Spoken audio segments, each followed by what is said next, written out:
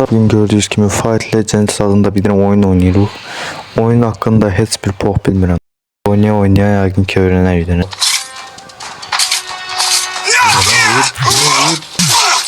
Öldük dostlar. Savaşçının adı ne olsun?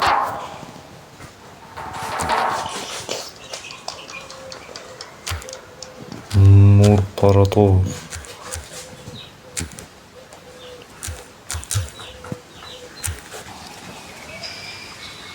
Hikayeli oyun değil dostlar diyorsun.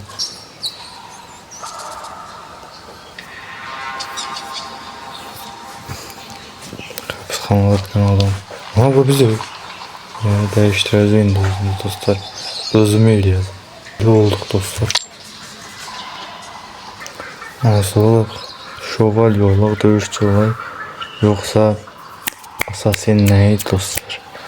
Mənası benim Azərbaycancası dostlar suikastı kimi bir şeydir. Elə suikastı deyəsən. Sonra ben suikastı oradan bakayım.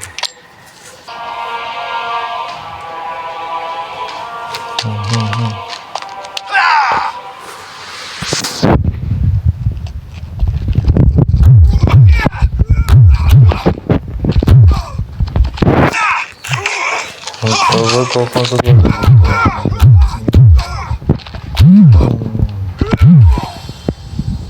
Dostlar.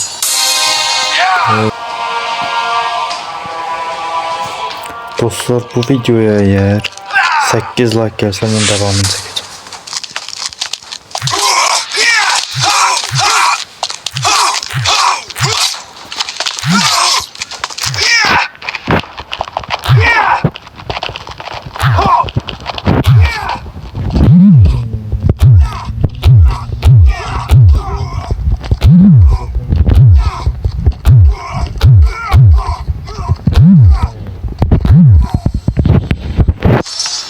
Öldü.